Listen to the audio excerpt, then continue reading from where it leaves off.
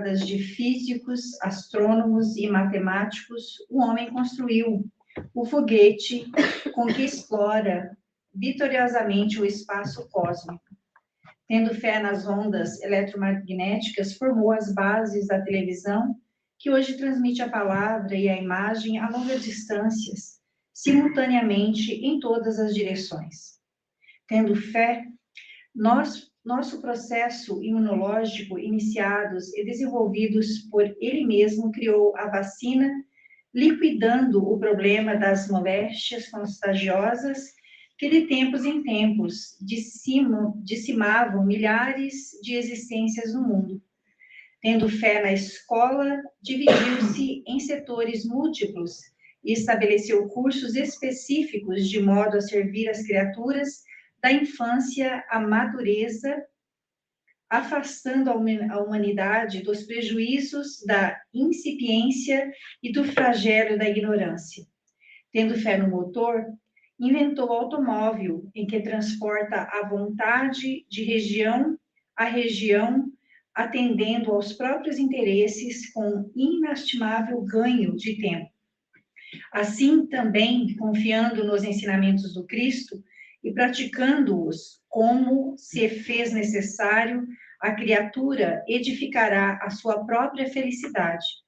Entretanto, qual acontece ao foguete, a televisão, a vacina, a escola e o automóvel, que funcionam segundo os princípios em que se baseiam, a fim de oferecerem aos frutos preciosos no auxílio do homem, a fé nas lições de Jesus só vale devidamente se for usada.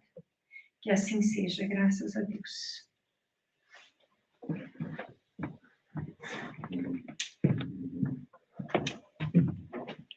Vamos fechar os nossos olhos, gente.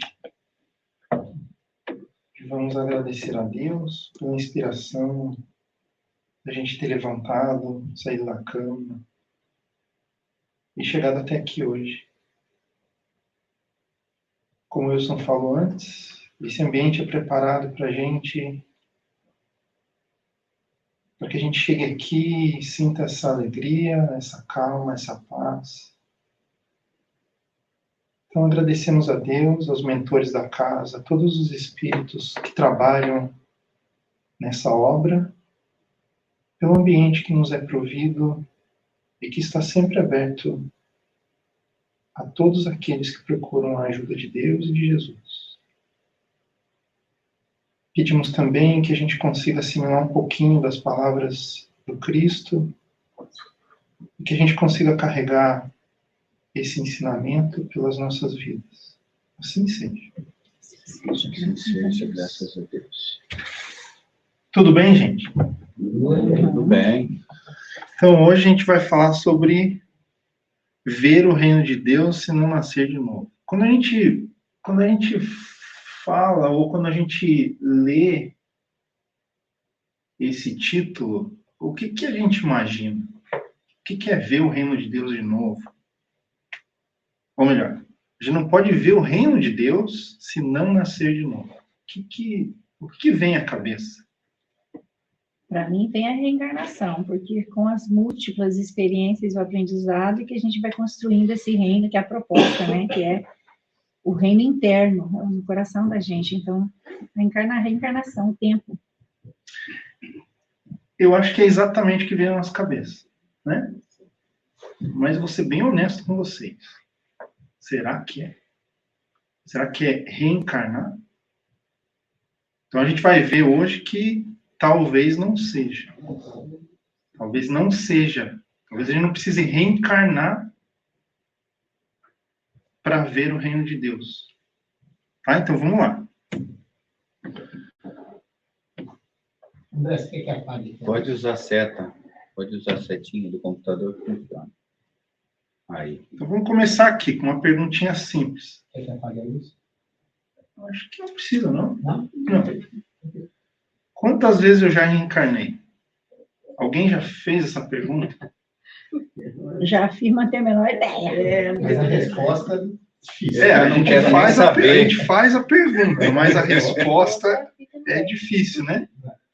Agora, a gente imagina, a gente divaga, né? A gente vai assim, pô, mas será que eu já reencarnei mais 5 vezes? 10 vezes? E assim por diante. E a gente começa a imaginar essas encarnações, né? Eu já fiz isso. E a gente também pode extrapolar esse pensamento e tentar imaginar quais são as próximas reencarnações. Então, esse é o ponto, né? Por que eu estou fazendo essa pergunta aqui? Estou batendo exatamente no ponto que a gente discutiu, né? Se, para ver o reino de Deus, a gente tem que reencarnar. Tá? Então, vamos começar com um textozinho aqui, ó. Outra pergunta. Quantas reencarnações são necessárias para alcançar a perfeição? Depende da pressa de cada um. Depende da pressa. Espera, né? Depende da nossa vontade, né? Agora, não é uma única reencarnação. Dá para a gente fazer bastante coisa em uma reencarnação, mas não dá para fazer tudo. Então, é necessário. A gente consegue usar a razão para entender que uma só reencarnação não é suficiente para a gente chegar à perfeição, né? Então, a gente precisa de múltiplas reencarnações. Agora, existe uma diferença entre ver o reino de Deus e chegar à perfeição. Tá? Existe uma distinção entre ver o reino de Deus e chegar à perfeição. A gente pode ver o reino de Deus antes de ser perfeito. A gente não precisa ser perfeito para ver o reino de Deus. E eu vou fazer outra pergunta. Onde é que fica o reino de Deus? Dentro de nós. Dentro de nós. Então não existe um lugar. Ele está em todo lugar, por quê? Porque espíritos estão em todos os lugares. Mas, na realidade, o reino de Deus está dentro de nós. Está na consciência do espírito. Né? Então, a gente não precisa ir para um lugar ou para outro para ver o reino de Deus. Vocês estão entendendo aonde eu quero chegar? Que não é necessário a gente reencarnar para ver o reino de Deus? Porque leva a gente a pensar que o reino de Deus está no plano espiritual. Onde não está. Ele está aqui dentro da gente. Então eu posso estar vendo o reino de Deus encarnado e desencarnado. Não preciso encarnar ou desencarnar para ver o reino de Deus. Agora, é interessante, porque quando a gente lê o título da passagem, a gente chega exatamente nesse ponto. Ah, não, é a reencarnação. Mas daí a gente começa a ler e a gente consegue entender que talvez não seja isso. Talvez tenha algo mais ali, né? O corpo envoltório da alma, que aí faz a sua morada, é uma coisa finita. Porém, a alma que o habita é invisível, imponderável e eterno. Então, aqui é aquela ideia básica que Kardec traz para a gente, né? A alma é o quê? O espírito encarnado. Né? Então, quando a gente está encarnado, a gente tem um corpo material. E esse corpo material é finito. Quando a gente desencarnar, esse corpo vai voltar à Terra. Né? Vamos pensar assim. Tudo o que somos resultante do que fomos no passado. Tudo é fundado sobre nossos pensamentos, tudo é obra dos próprios pensamentos. Então, o que a gente é hoje é resultado das nossas experiências passadas, né? Sejam elas proveitosas ou não. A gente carrega com a gente todas essas experiências. A gente tem na nossa consciência o aprendizado que a gente conseguiu angariar através dessas experiências. Então, o espírito, hoje, desde a criação dele por Deus até hoje, até num ponto do tempo, ele é esse conjunto de experiências e aprendizados. As almas inferiores e más ficam presas à terra por múltiplos renascimentos. Porém, as almas virtuosas sobem voando para as esferas superiores, onde recobram a vista das coisas divinas. Então, aqui, Kardec começa a fazer uma distinção, né? Quanto mais ou melhor, quanto menos evoluído nós somos, quanto menos nós aproveitamos as oportunidades de aprendizado, mais a gente fica atrelado à matéria. Quanto mais a gente aprendeu, quanto mais a gente aproveitou com as oportunidades, mais a gente entende que nosso corpo é finito, que a matéria é finita e que nós não precisamos dela para quê? Para evoluir. Tudo que nós temos aqui é o quê? São instrumentos para facilitar a nossa evolução. Então, se em determinada encarnação a gente tem poder aquisitivo, a gente tem dinheiro, o dinheiro não é para o nosso prazer. O dinheiro deveria ser utilizado por nós para quê? Como uma ferramenta para aprender alguma coisa, para fazer alguma coisa. Da mesma maneira que, se a gente passa por necessidades, a gente tem que olhar para isso, para essa situação, como uma oportunidade de aprendizado da mesma maneira. Uma, talvez, sob os nossos olhos, seja mais fácil do que a outra. Mas, na realidade, através das múltiplas encarnações, a gente tem acesso a todas essas oportunidades. Em uma delas a gente tem mais, numa outra a gente tem menos. E aí a gente pode olhar para o quê? Não só para o dinheiro, mas sim para a saúde, para o tempo, para a felicidade e assim por diante. Então, dependendo da encarnação, a gente define ou é definido para nós o que é que vai ser treinado naquele período de tempo. Tá? Com o objetivo de evoluirmos. O objetivo da nossa encarnação é evoluir. E não estar aqui para obter prazer. Né?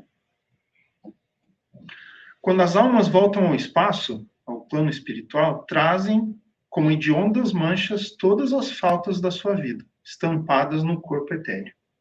E para apagá-las, cumpre que a espiem e voltem à Terra. Então aqui, Kardec insere um terceiro item.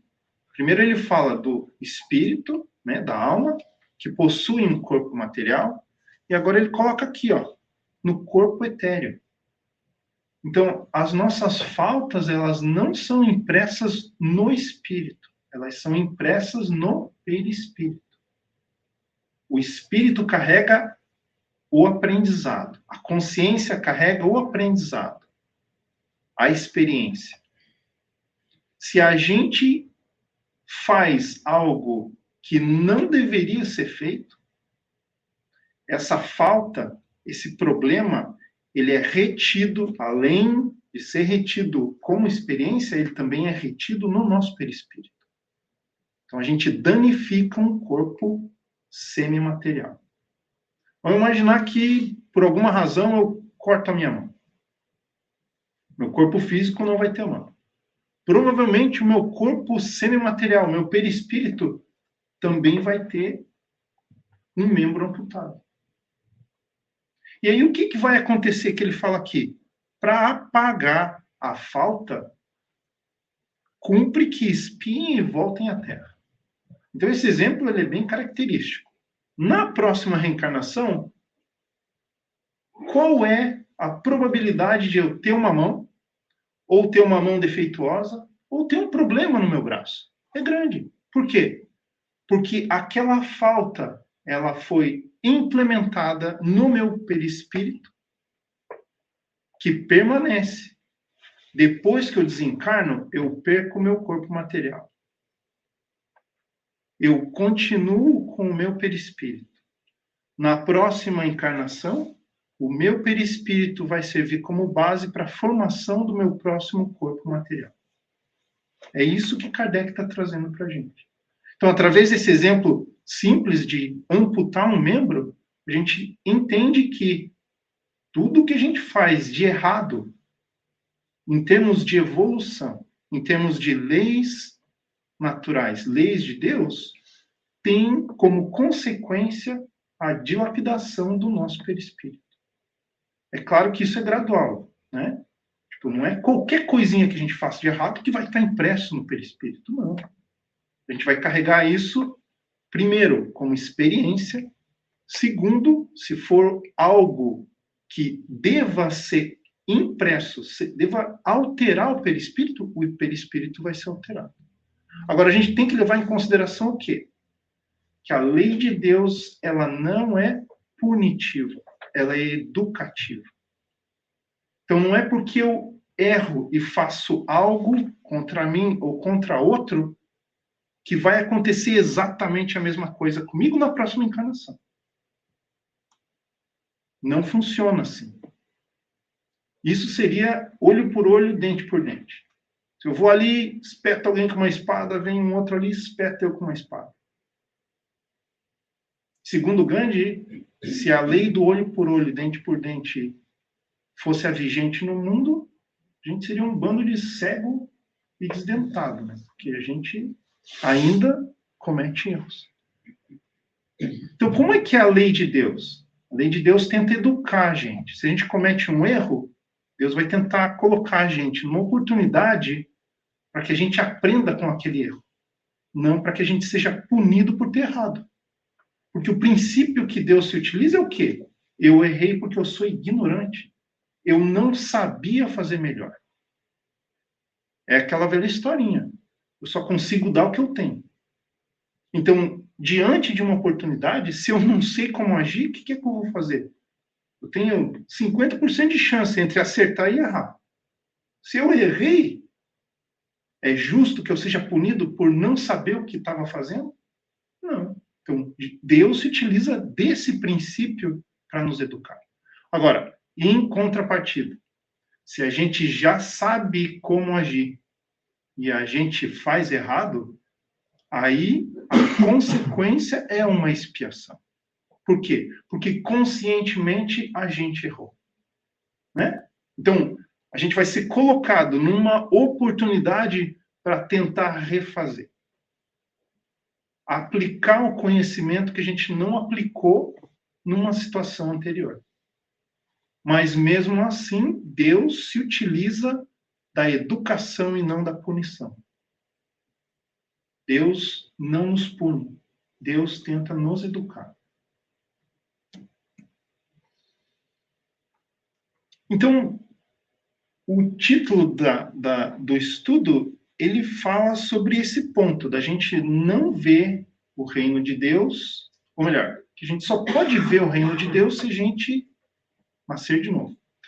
E a passagem que é colocada no Evangelho é a passagem onde Nicodemos vai de encontro a Jesus. Né? Então ele fala ali, ó, ora, entre os fariseus havia um homem chamado Nicodemos, senador dos judeus, que veio à noite ter com Jesus e lhe disse: Mestre, sabemos que vieste da parte de Deus para nos instruir como um doutor, porquanto ninguém poderia fazer os milagres que fazes se Deus não estivesse com ele. Jesus lhe respondeu: em verdade digo-te, ninguém pode ver o reino de Deus se não nascer de novo. Bom, Nicodemos era um fariseu. Quem eram os fariseus? Alguém aqui lembra? Não sabe? Então existiam vários grupos, né? Os fariseus, saduceus, assim por diante. Os fariseus, eles não eram os sacerdotes, mas eles eram muito apegados à lei. Tudo tinha que ser de acordo com a lei. E eles entendiam muito da lei. Né? Lei significando Torá, a lei que Moisés trouxe para o povo judeu. Tá. O que a gente consegue entender aqui, vamos seguir a linha aqui. Ó. Disse-lhe Nicodemos: como pode nascer um homem já velho? Então Jesus fala assim, ó, para ver o reino de Deus você tem que renascer.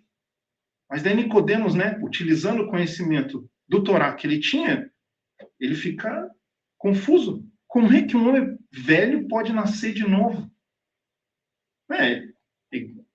Como que a gente pode nascer de novo? Se a gente não tivesse conhecimento espírita ou acreditasse em reencarnação, como é que a gente pode nascer de novo? Vou entrar dentro da barriga da minha mãe de novo? Vou nascer? Não dá. Não funciona assim. Então, esse era o pensamento de Nicodemos. Como é que eu vou nascer de novo? Pode tornar a entrar no ventre de sua mãe para nascer segunda vez? Aí Jesus responde, né? Imagina a paciência que Jesus devia ter, né? Em verdade, digo-te, se um homem não renasce da água e do Espírito. Então, aí Jesus já ele coloca uma distinção, já tem duas coisas, da água e do Espírito. Não pode entrar no reino de Deus. Uma outra característica dos fariseus era o quê? Os fariseus acreditavam na reencarnação. Ou melhor, na ressurreição. Né? Então, qual que é a diferença da ressurreição para a reencarnação? A reencarnação é reencarnar, mas não significa no mesmo corpo. Ressurreição é você nascer de novo no mesmo corpo. Então, é aí que entra essa dúvida de Nicodemos. Como é que eu vou renascer no mesmo corpo? Porque esse era o conceito que eles conseguiam chegar naquela época. Né? Jesus veio para quê? Para tentar expandir aquele conhecimento. E o Espiritismo vem depois para quê? Para expandir ainda mais. Né? Então, Jesus continua. O que é nascido da carne é carne, e o que é nascido do Espírito é Espírito. Então, ele faz essa distinção. Teu corpo material é uma coisa e teu espírito é outra. Você, espírito, é uma coisa, teu corpo material é outra. Só que ele não explica igual o Espiritismo explica. Ele fala desse jeito. Resolve a dúvida de Nicodemos? Eu acredito que não. Mas Jesus podia ir até ali. Ele não teria como trazer o que o Espiritismo trouxe para a gente 18 séculos depois. Porque a gente ainda era limitado no conhecimento, a gente não tinha condição de assimilar tudo. Então não iria adiantar Jesus trazer o conhecimento que foi trazido pelos Espíritos por Kardec na época dele. O que Jesus trouxe para a gente naquela época se resume no quê? A gente tratar o próximo do jeito que quer ser tratado e mais ainda, Deus nos ama. Porque até aquele ponto, como é que a gente enxergava a Deus? Deus era um guerreiro. O meu Deus era o Deus mais poderoso e que me ajudava a conquistar o outro. E me punia se eu não seguisse as leis dele. Jesus tenta mudar esse conceito para o quê? Um Deus que nos ama e que nos educa, não pune. E que era difícil para a gente, naquela época, aceitar essa ideia. Porque naquela época, e ainda é em alguns aspectos, o que imperava era a lei do mais forte. Né? Era a violência. Bom, então vamos continuar ali. Não te admires de que eu te haja dito ser preciso que nasças de novo. O Espírito sopra onde quer e ouves a sua voz, mas não sabes de onde vem ele. Então, o Espírito é livre. Ele vaga. A gente não sabe onde o Espírito está. Nem para onde vai. O mesmo se dá com todo homem que é nascido do Espírito. Respondeu-lhe Nicodemos: como pode isso fazer-se? Como é que eu posso nascer de novo? Jesus lhe observou: pois que és mestre em Israel e ignoras essas coisas? Quer dizer, você entende o Torá, você é o que dá conselho, você que é o que ensina, que explica, mas você não consegue entender esse conceitozinho básico. Então aqui, né, tipo, eu me colocando naquela situação, Jesus já começa, pô, não tá dando mais, né? Vocês têm que tentar entender, vocês têm que... Mas não era isso. Jesus, na paciência dele, continua, né? Digo-te em verdade, que não dizemos senão o que sabemos. Jesus está falando, ó, eu estou dizendo o que eu sei. E não damos testemunho senão do que temos visto. Quer dizer, Jesus sabia por quê? Porque, sendo um ser evoluído, perfeito, ele já conseguia entender esse conceito. Ele já tinha passado por isso e ele tinha consciência plena de como acontece. Mas, através da bondade dele, ele também entendia que Nicodemos ainda não tinha esse conhecimento. E aqui Nicodemos representa quem? Só Nicodemos? Não. Toda a humanidade da época.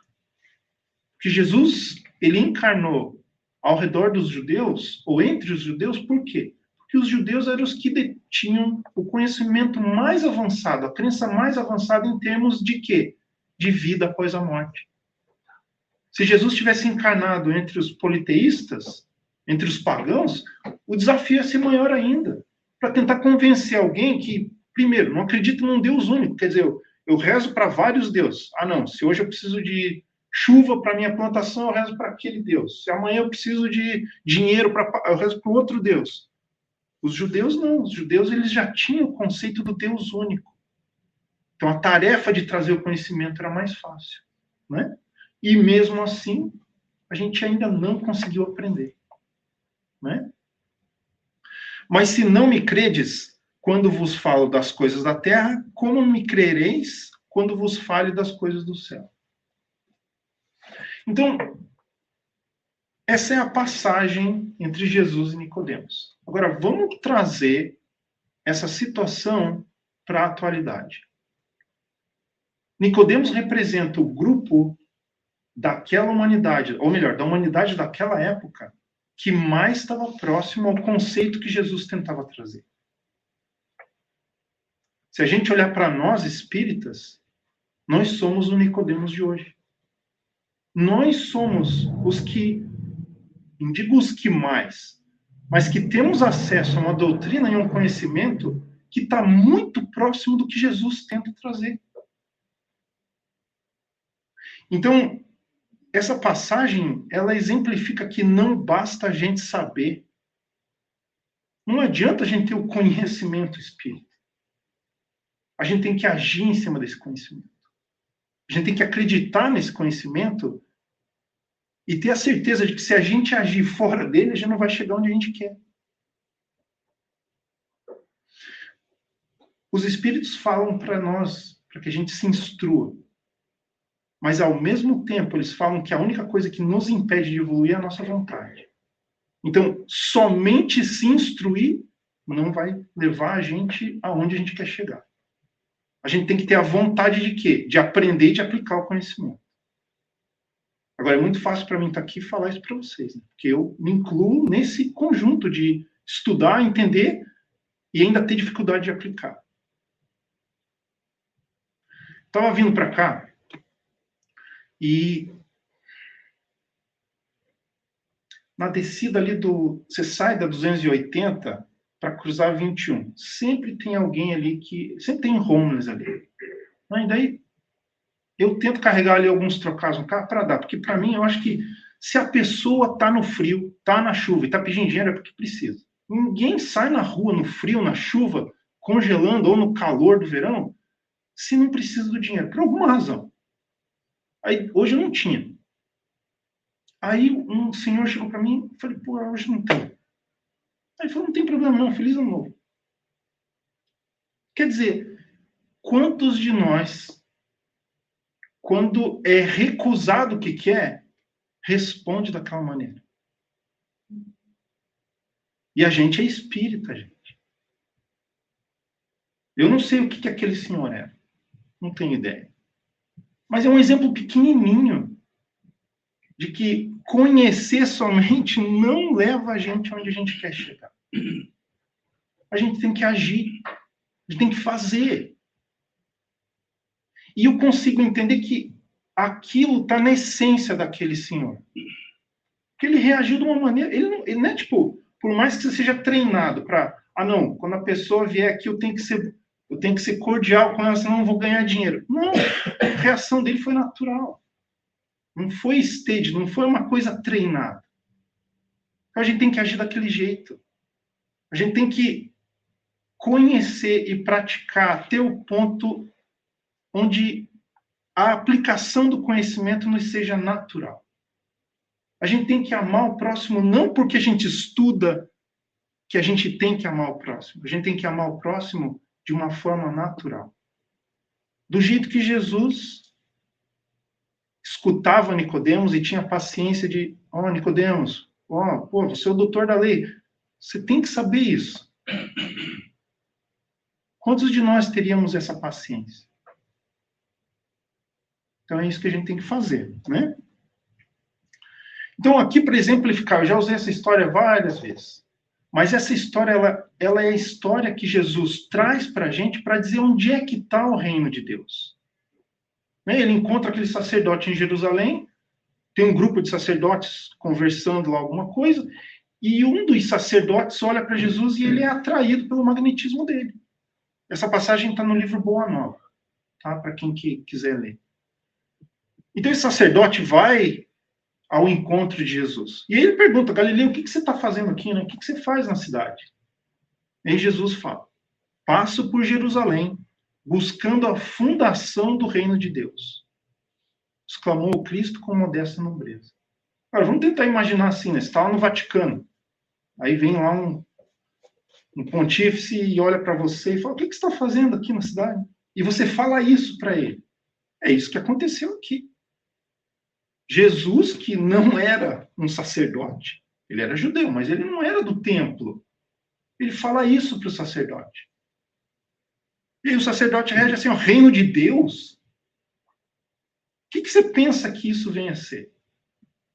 Esse reino é a obra divina no coração dos homens. Então aqui ele coloca onde é que está o reino de Deus. Esse reino de Deus, é a obra divina no coração dos homens. Obra divina em tuas mãos? Opa! Acho que eu pulei aqui. Com quem contas para levar avante essa difícil empresa? Quais são os teus seguidores e companheiros? Acaso terás conquistado o apoio de algum príncipe desconhecido e ilustre para auxiliar-te na execução dos teus planos? Então, daí volta ao quê? Aquela imagem de Deus, onde Deus é aquele que ajuda a conquista. Que eu tenho que conquistar o povo e impor a minha religião, o meu conhecimento, a minha crença, e não que eu tenho que educar, mostrar o caminho e dar direito de escolha para aquele que está aprendendo seguir o caminho ou não. Meus companheiros hão de chegar de todos os lugares. E aí o sacerdote replica. Sim, os ignorantes e os tolos estão em toda a parte da terra. Volta ao quê? De novo no conhecimento. Não, eu tenho que saber, eu tenho que conhecer, eu tenho que estudar a lei. Mas Jesus, ele já entende que o quê? Eu falo, já entendi. Jesus sabia, né? Tem que aplicar, não adianta conhecer. Certamente que esse representará o material de tua edificação. Entretanto, propões-te realizar uma obra divina e já viste alguma estátua perfeita modelada em fragmentos de lama? Quer dizer, ele olha, o sacerdote olha para aquele outro judeu como que não conhece nada. Você não é sacerdote, você não é do templo, você não frequenta o templo, como é que você tem condição? Como é que você acha que você vai criar alguma coisa? Sacerdote. Nenhum mármore existe mais puro e mais formoso do que o do sentimento. E nenhum cinzel é superior ao da boa vontade sincera.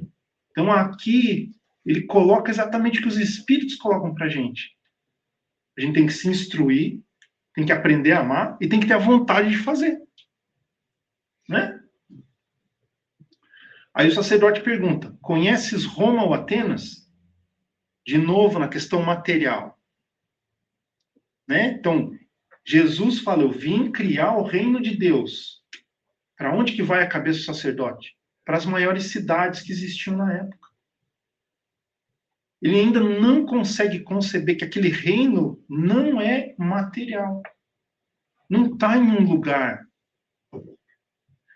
Conheço o amor e a verdade.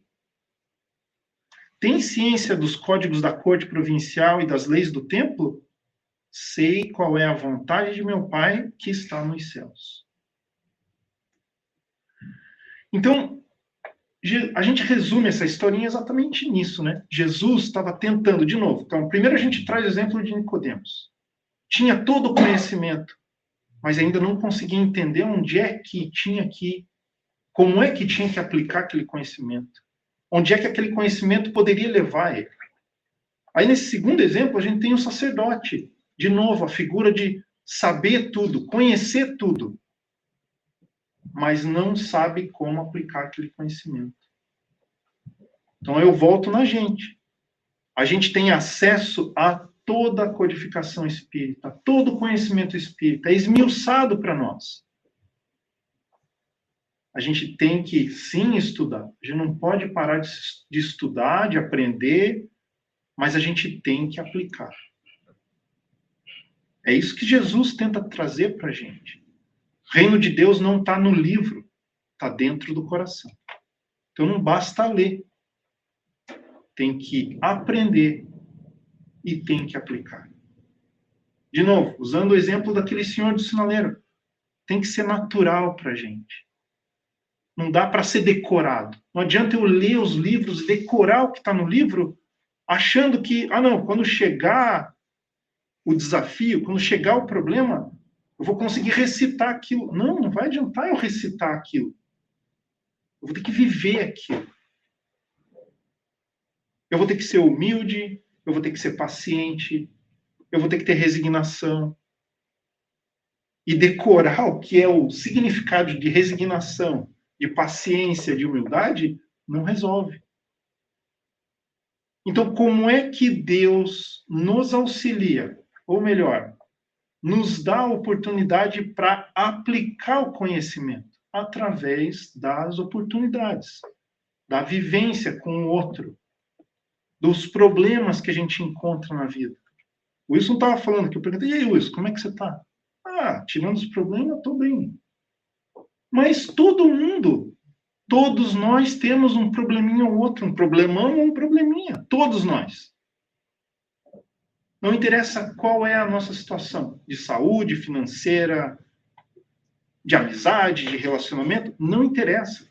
Todos nós temos um problema. Ou vários. Ou vários. Ou vários. Mas essa é a natureza da nossa situação. A gente não tem que ver isso como um problema. A gente tem que ver isso como oportunidade. Nosso papel é o quê? Se utilizar do conhecimento. Estudar para quê? Para que a gente consiga entender o que a gente pode tirar daquele problema. Porque eu sinto informar, gente, se a gente olhar para a história da humanidade, isso não é eu falando, né? Vamos fazer um exercício. Se a gente olhar para a nossa história, será que daqui 2 anos todos nós não teremos problema? A história conta isso para nós? Se continuar assim, vão ter mais ainda. A gente não precisa nem se utilizar do espiritismo para chegar nessa conclusão. A gente tem como assumir que daqui 1 ano, daqui 1 semana, seja lá qual seja o período de tempo, a gente não vai ter problema mais? A hora que eu desencarnar, não vou ter problema mais. A hora que eu fizer 70 anos, não vou ter problema mais. Vai ser assim? Não vai. Então, se a gente tem consciência, a gente entende que não vai ser assim, a gente tem que se preparar para ter uma vida onde vão ter percalços. O que o Espiritismo traz para a gente é a oportunidade de aprender como tratar o problema. Vai ser a perda de um ente querido, vai ser uma doença, vai ser a perda de um emprego. Todos vão passar por isso. Todos nós. Ou já passamos, ou estamos passando, ou vamos passar. Sabendo disso, a gente pode escolher. A gente vai tratar o problema como um problema, ou a gente vai tratar o problema como uma oportunidade. É isso que a gente tem que fazer. Essa é a decisão que a gente pode tomar. Deus está colocando essas oportunidades para a gente todo o tempo. Basta a gente querer aproveitar. Então vamos lá. O verdadeiro nascer de novo. Renascer não é apenas retornar à vida corporal. Então, vamos voltar lá no título. Para ver o reino de Deus é necessário que eu nasça de novo. Mas o renascer, o nascer de novo, não é apenas voltar à vida corporal, não é só a reencarnação. É transformar cada pensamento, cada palavra e cada ação. Então vamos tirar a palavra nascer de contexto e vamos colocar o que está escrito nesse slide. Para ver o reino de Deus, basta que a gente consiga transformar cada pensamento, cada palavra e cada ação. E não renascer. Porque o que acontece? Quando eu falo assim, para você ver o reino de Deus, você tem que nascer de novo. Pô, isso é só na próxima encarnação. Agora não adianta, eu já nasci, tem jeito. Não estou vendo agora, só vou ver na próxima. Agora, quando a gente traz para esse negócio que é um pouquinho mais attainable, que é muito mais fácil de fazer, a gente consegue, opa, mas eu posso ver o reino de Deus agora. Posso ver ele hoje. Não preciso esperar para nascer de novo. Porque o que os espíritos, o que Jesus, o que Kardec está tentando dizer com isso é isso aqui. Que a transformação, ela é feita agora.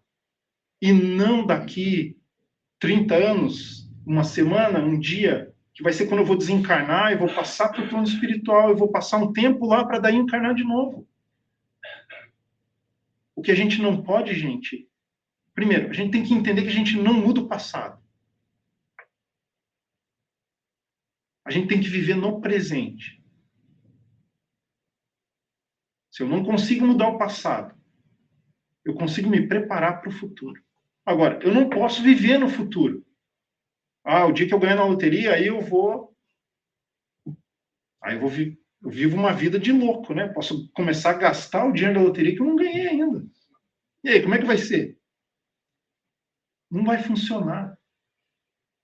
Então a gente tem, de novo, em vez de nascer, renascer, termos físicos, reencarnar, o renascimento que Jesus nos propõe é dia a dia, é através das nossas ações, é se modificar através das nossas palavras, dos nossos pensamentos e das nossas pequenas ações. A gente tem que voltar pro dia a dia e não deixar, não viver no futuro, na próxima encarnação. Né? Então, a verdadeira reforma íntima exige o quê? Amor contínuo, mim mesmo e ao próximo. Perdão sincero. Tem que perdoar sinceramente. Humildade real e caridade aplicada. Quando eu parei no sinaleiro, quem fez a caridade foi aquele senhor. Porque eu me senti tão bem quando ele me deu aquele feliz ano novo. E eu não tinha nada para dar em troca. Eu dei um feliz ano novo para ele. Mas eu acredito que a felicidade que ele me deu, eu não consegui dar de volta. Isso é a caridade aplicada. Sem ter nada na mão, sem ter nada no corpo, ele conseguiu me dar alguma coisa.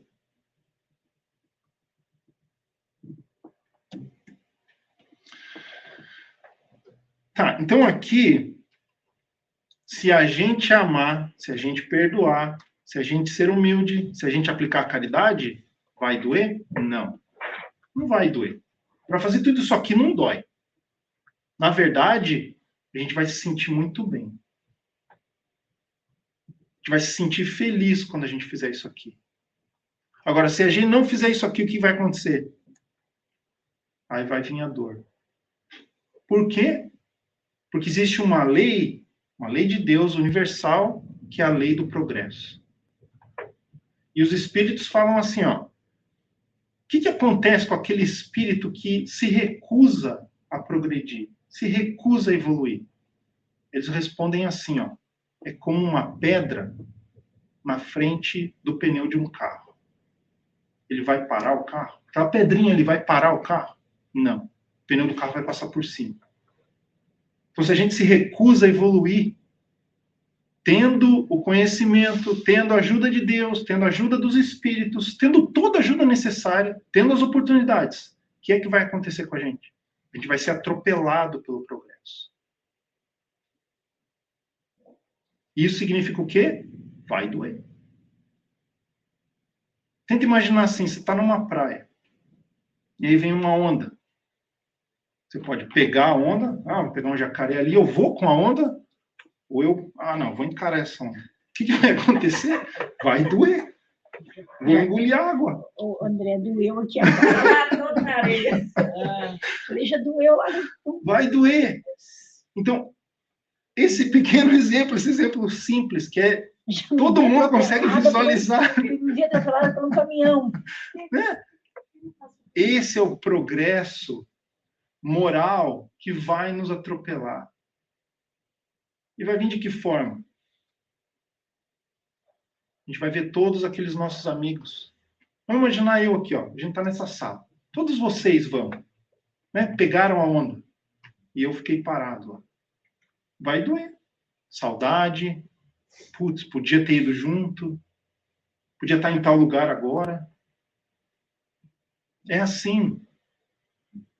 É um mecanismo universal, né? Então, quando nos são colocadas as leis universais, isso quer dizer o quê? Que não se aplica só a nós, não se aplica só à Terra, se aplica a todos os espíritos do universo, em qualquer lugar que eles estejam. Eu estava vendo uma matéria esses dias, que era uma foto, acho que em 1960, a NASA lançou uma cápsula para tentar sair do sistema solar. E quando chegou em Saturno, um dos cientistas lá falou assim, vamos virar a cápsula para que a câmera da cápsula consiga tirar uma foto da Terra. Lá em Saturno, tirar uma foto da Terra. Mas aí os outros cientistas, não, mas se a gente fizer isso, vai estragar a câmera, porque ela vai estar apontando para o Sol. Falei, não vai estragar. E naquela discussão ele conseguiu convencer os outros para tirar a foto. E aí eles viram a cápsula lá em Saturno e tira a foto da Terra. E aí a Terra, então é uma foto super legal, porque aparece os anéis de Saturno, né? Ela não tira a foto de Saturno. Saturno está aqui, os anéis estão aqui, e a foto da Terra lá, a Terra aparece com um pontinho assim. É igual você tentar imaginar um pontinho na parede aqui, ó. Essa sujeirinha, você consegue ver, não? Eu estou falando isso, gente, porque a gente ainda pensa que a gente é o centro do universo. Deus criou esse universo e só a gente existe. O Espiritismo foi trazido para nós. Não. As leis de Deus, elas não se aplicam somente a nós. Nós não somos os únicos nesse universo. De novo, a gente tem que viver o nosso presente. A gente não tem que viver no futuro. A gente não tem que viver a perfeição que a gente não alcançou ainda. A gente tem que agarrar a oportunidade que a gente tem para chegar um dia à perfeição. A dor não é punição, é despertar do espírito adormecido. Cada desafio moral, cada prova difícil é instrumento divino de aprendizado. Então, se a gente focar aqui, ó, no seguinte, é despertar do espírito adormecido. É como se a gente estivesse dormindo. Então, a gente pode acordar devagarinho, a gente pode acordar sendo sacudido. Um balde de água fria, Um balde de água fria. Vocês sabem que eu gosto de gráfico, né? É uma coisa que ajuda a gente a enxergar. Então, quando a gente é criado, vamos imaginar essa reta ali, ó. Essa reta aqui é o caminho da evolução. Então, durante o tempo, a gente vai seguindo a nossa vida. A gente é criado, a gente não tem conhecimento, mas a gente tem as oportunidades, onde a gente vai adquirir conhecimento. Então, a gente vai errando, vai acertando, vai errando, vai acertando. Cada vez mais a gente erra. Por quê? Porque aí entra o egoísmo e o orgulho. Tá? A gente tem instintos no começo e a gente começa a se utilizar muito dos instintos. Vamos tentar imaginar essa reta como o centro, as leis universais. Deus. E a gente se afasta de Deus, mas a gente volta. E quando a gente volta, a gente fica confortável, a gente relaxa e erra de novo. Sai, se afasta de Deus e volta. E assim por diante. Então, a gente vê que no começo da nossa vida de espírito, a gente começa errando pouco, porque a gente não sabe quase nada, ou melhor, a gente não sabe nada. Então não tem como errar. A gente está aprendendo. Quanto mais a gente aprende, mais o nosso orgulho é exaltado. E aí a gente começa a errar mais. Porque a gente acha que é capaz de tudo, que a gente é o centro do universo, que a gente pode tudo. E se eu sou melhor do que todo mundo, tudo tem que ser meu. Não preciso dividir nada com ninguém. Não preciso respeitar ninguém. Então, a partir do momento em que eu começo a aprender, a minha consciência começa a aflorar, né? Então, o que os espíritos falam para a gente é que o nosso crescimento, a nossa evolução intelectual, ela é muito importante para quê? Para que nos dê a capacidade de discernir o bem do mal. Quanto mais a gente entende o que é o bom, o que é o bem e o que é o mal, mais fácil é para nós tomar a decisão do que a gente vai fazer. Quanto mais eu entendo as leis, por exemplo, quanto mais eu entendo as leis de trânsito, mais fácil é para mim não levar multa. Agora, eu posso, através do meu orgulho, falar assim, não, posso correr mais do que aquele policial. Ele não vai me pegar. Estou usando o conhecimento de uma maneira errada. E normalmente a gente faz isso. A gente se utiliza do nosso conhecimento para correr de Deus, achando que ele não vai ver o que a gente está fazendo. Deus não precisa ver o que a gente está fazendo, porque quem vai, num determinado tempo, mudar a trajetória somos nós mesmos. Porque essas leis de Deus estão na nossa consciência. E quem vai falar, quem vai puxar a orelha, somos nós mesmos.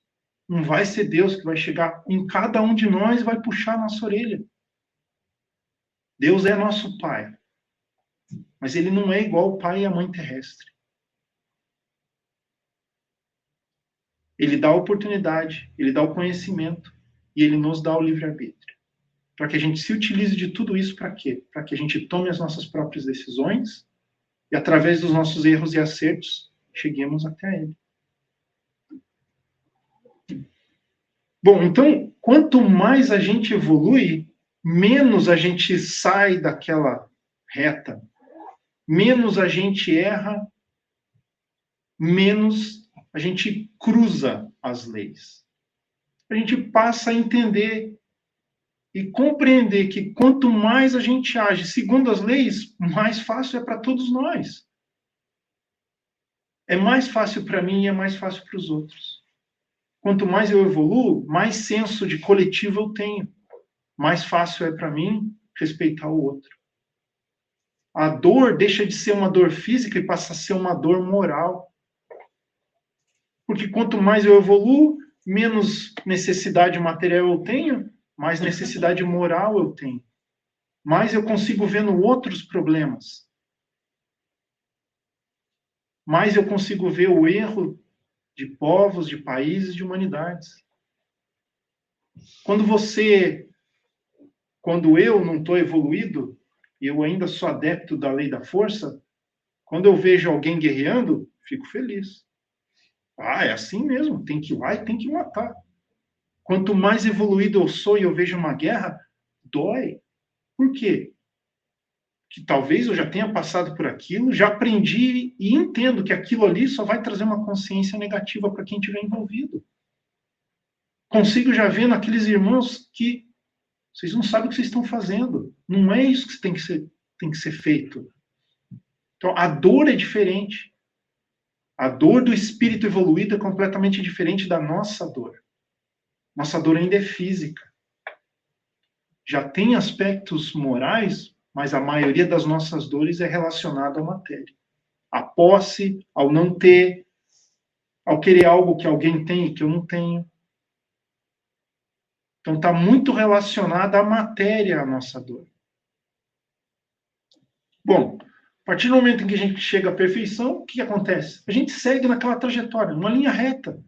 A gente não se afasta de Deus mais. Aí não dói mais. Nossos atos não doem. Mas a gente ainda tem, como consequência dos atos dos nossos irmãos que ainda não evoluíram, uma dor moral. Exemplo disso é o quê? Jesus. Jesus encarnou e ele tinha uma dor de olhar para nós e falar assim, ó, o que é que vocês estão fazendo? Perdoa eles porque eles não sabem o que eles estão fazendo. Então, o nosso processo de evolução é esse. Se a gente não age da maneira com que Deus nos instrui a agir, surge uma dor intensa e sofrimento. Que vai nos dispor ao quê? A necessidade de e disposição de mudança. Quer dizer, se a gente está agindo de uma maneira errada, estou fora, estou afastado de Deus, eu tenho que voltar a agir segundo as leis de Deus. Então aí o que acontece? É a ação da lei divina. Isso se traduz no quê? Eu tenho livre-arbítrio, mas para cada ação minha vai ter uma consequência. Essa consequência é a ação das leis divinas. São as ações das leis divinas. A gente deu o exemplo da lei do progresso. Não quero progredir, chega uma hora que a onda vai me pegar. Vou ser atropelado. É uma lei universal. Serve para todo mundo e em todo lugar. Então tá. Então, a aplicação da lei se resume no quê? Na reencarnação, na reparação e retomada do crescimento. Por quê? Porque no estágio em que a gente se encontra, é só reencarnando que a gente consegue provar para nós mesmos que a gente aprendeu e que a gente sabe aplicar aquele conhecimento. Passando por uma outra oportunidade, mostrando para mim mesmo que eu aprendi, a dor passa. Por quê? Porque se a gente olhar para aquela reta que significa Deus, que tenta ilustrar Deus, eu voltei ao encontro de Deus. Eu lembrei daquelas leis universais que estão na minha consciência e estou voltando, voltando a agir segundo elas. Parei de agir segundo a minha lei e passei a voltar a agir segundo a lei de Deus. E aí eu consigo retomar o progresso. Porque toda vez que eu não estou agindo segundo as leis de Deus, o que acontece com a gente? A gente está seguindo na linha do tempo? Não, a gente está estacionado. Vê que a gente está andando de lado. Ou a gente está parado aqui. Toda vez que eu volto, eu consigo... Se a gente olhar para essa parte aqui, quanto mais próximo eu tiver da ação segundo as leis de Deus, mais rápido eu evoluo. Toda vez que eu ajo por mim mesmo, segundo as minhas leis, eu paro no tempo. Então, a expiação é a forma que Deus encontra para ensinar aos espíritos a necessidade da reforma íntima. Se a gente não aprende pelo amor, a gente aprende pela dor. Se eu não pego a onda me pega. É isso que acontece. Então, daí para a gente refletir. Quais desafios eu estou enfrentando hoje? Como posso transformá-los em aprendizado? Onde posso nascer de novo interiormente? Não preciso reencarnar. O que é que eu vou fazer para nascer de novo e entrar no reino de Deus? Ou melhor, deixar o reino de Deus entrar em mim. Essa é a reflexão que eu deixo para a gente. E para terminar, o espírito é como uma obra que nunca termina. Mesmo após várias vidas, sempre há algo a aperfeiçoar. Cada escolha ética, cada gesto de amor, cada esforço de perdão é tijolo nessa construção interior. Alguma pergunta, gente? Tenho uma pergunta. Então pergunte. Tem uma coisa que você mostrou ali que fala: quando as almas voltam ao espaço, trazem como hediondas manchas todas as fotos de suas vidas estampadas no corpo eterno. Ok. A minha pergunta é: essas são faltas que nós provocamos, né? Mas, digamos, por exemplo, vamos supor, sou atropelado e, por exemplo, nesse atropelamento eu perco um braço, uma coisa assim, um ferimento fatal que vai deixar aleijado, né? Sequelas, mas sequelas bem assim. Nesse caso, pode ser que aquele atropelamento seja um expiação. resgate, né? Uma expiação. Uma expiação. Mas, se não foi, por exemplo, culpa dessa pessoa, né, que foi atropelada, quando ele desencarnar, ou se ele desencarnar naquele momento, isso vai voltar no seu perispírito, a sua... Estou dando exemplo de foi esse atropelamento, mas poderia ser uma outra coisa qualquer, né? Isso vai voltar também no seu perispírito. Eu acho, Oswaldinho, que a gente tem que literalmente ler o que está ali, né? Todas as faltas de sua vida. Então, se é uma falta minha, eu lendo do jeito que está aqui, sim. Se a falta é minha, vai estar. Se a falta não é minha, não vai estar. Tem um exemplo, acho que é no Céu e Inferno, onde tem um trabalhador do grupo do Kardec que ele tinha sofrido um acidente, ele trabalhava numa fábrica e sofreu um acidente e perdeu um dedo, né? E aí, quando desencarna, ele já tinha, né, já tinha falado que eles tinham um acordo entre eles que eles iam tentar voltar para aquele grupo lá para dar o testemunho deles de como que é a vida após a morte. E esse senhor, ele volta para uma comunicação e daí eles perguntam, mas você pode explicar um pouco mais sobre aquele acidente que você teve onde você perdeu o dedo?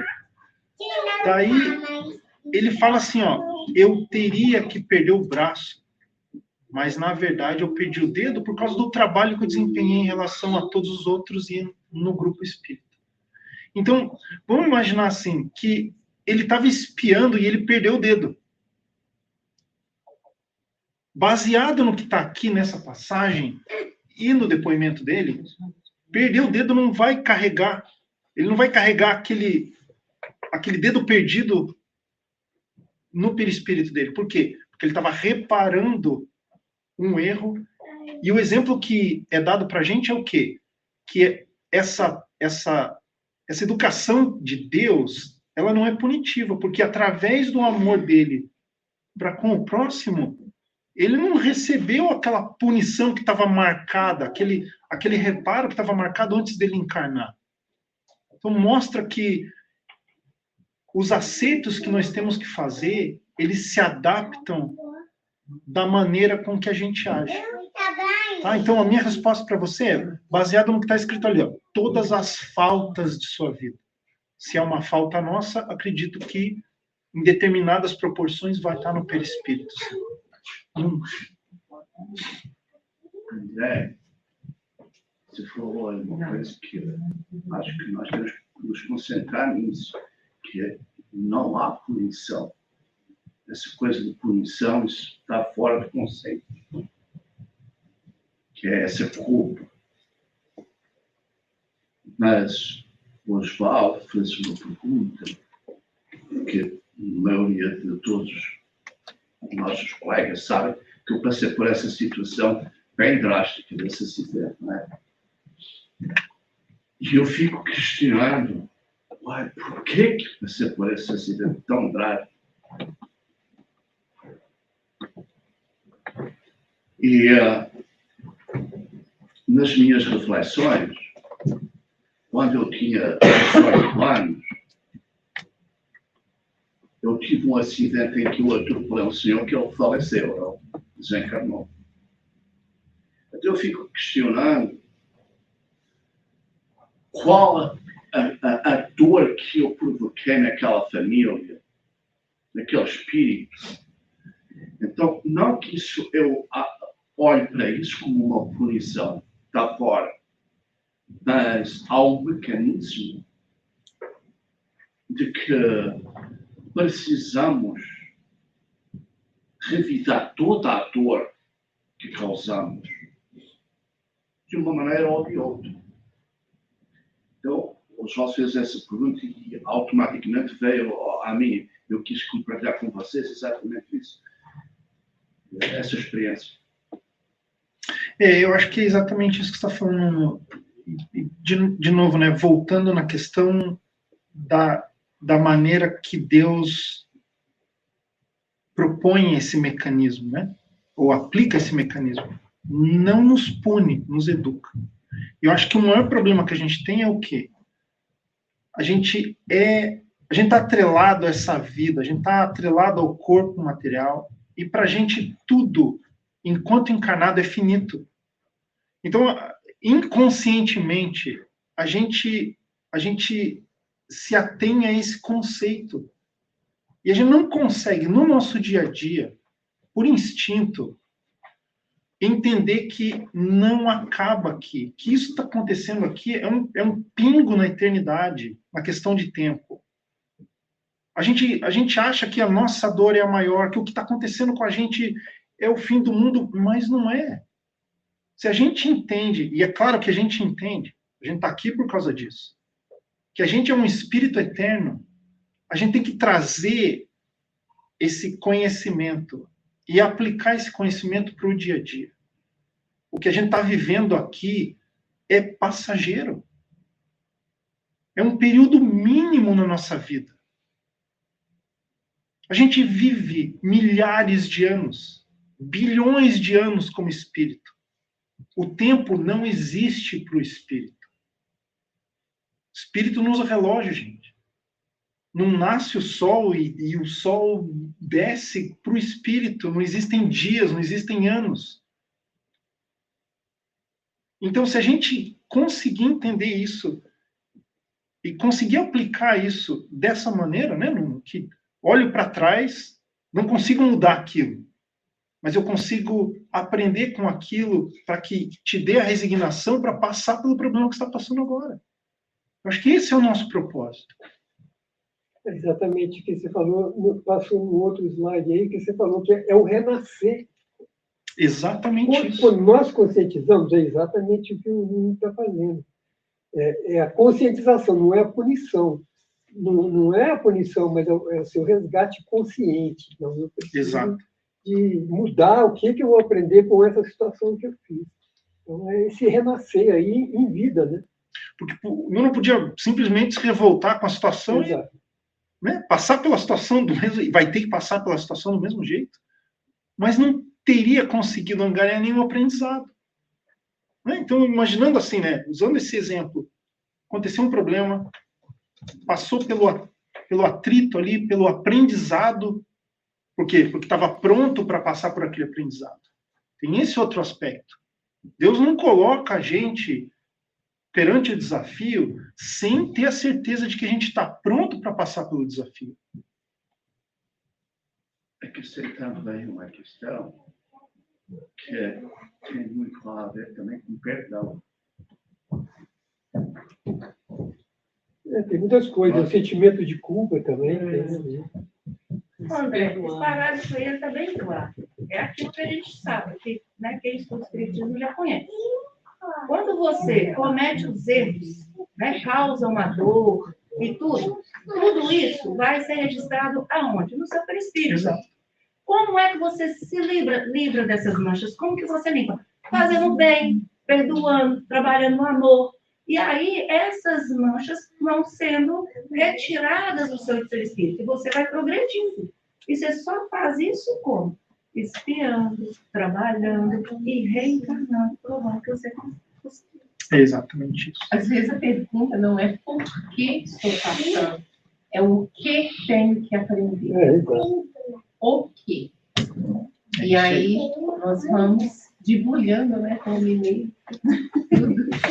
Então tá, o Wilson já está puxando minha orelha aqui, fazendo assim. Obrigado, gente. Me entregou, né, André? Obrigada a você, André. O André me entregou aqui, né? Obrigado, André, pelo estudo maravilhoso, pela doação do seu tempo. Muito obrigado. Tem alguém aqui pela primeira vez? Só a Geilza? Só eu. Não, porque o André deu algumas colocações, né, sobre o que é fariseu, o perispírito. Então, se alguém tiver alguma dúvida, depois pode nos procurar ali. Nos procurar, não, procurar a Lucila fora, que ela explica direitinho. E nós vamos para a nossa segunda parte, que é o almoço, e a terceira, que é o passe. Não, primeiro o passe, depois o almoço. Todos estão convidados para o nosso almoço. Aliás, está muito bom. Muito bom sempre. E não engorda, viu, gente? Está especial. Não engorda, não, né? Pelo menos dá uma olhada, porque só tem coisa gostosa. Nós estamos mirando caras velhas novas aqui, que tá vindo nos visitar, né? Olha. Salmão especial. Salmão. É, o salmão especial. Ele é light smoke.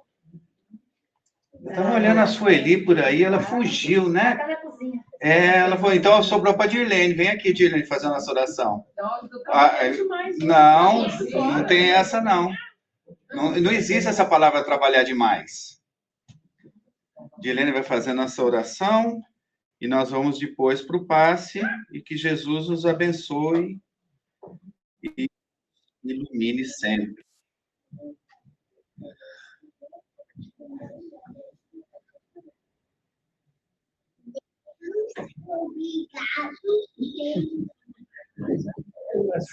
Já tem já o coração, olha que maravilha. Você só vai completar a oração.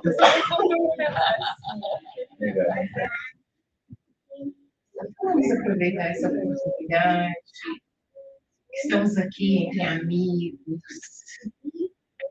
junto com essa espiritualidade maravilhosa que nos acolhe, que nos acompanham, que nos guardam, que nos guiam. E vamos pedir a presença do nosso querido Mestre Jesus, que através dos seus ensinamentos, como aprendemos tanto hoje, o nosso companheiro, palavras eternas para o nosso espírito, para a nossa essência. Senhor Jesus, Mestre querido, amado, obrigada por todos esses ensinamentos e paciência para a gente. Nós sabemos que você tem, que nós estamos no caminho ainda aprendendo. Já temos tanta vontade, Senhor, de aprender mais, tanta vontade, Senhor, de continuar te seguindo. Que essa casa continue aberta, ocupando esse espaço nessa cidade. Que os nossos corações, cheios de júbilo, na manhã de hoje, com esse aprendizado muito importante, nós possamos sair daqui e dividir, através do nosso coração, soltando as luzes, o sorriso, o abraço amigo a todos da nossa volta. Obrigada, Senhor. Tudo que nos ensina e nos guia. Fique hoje sempre aqui junto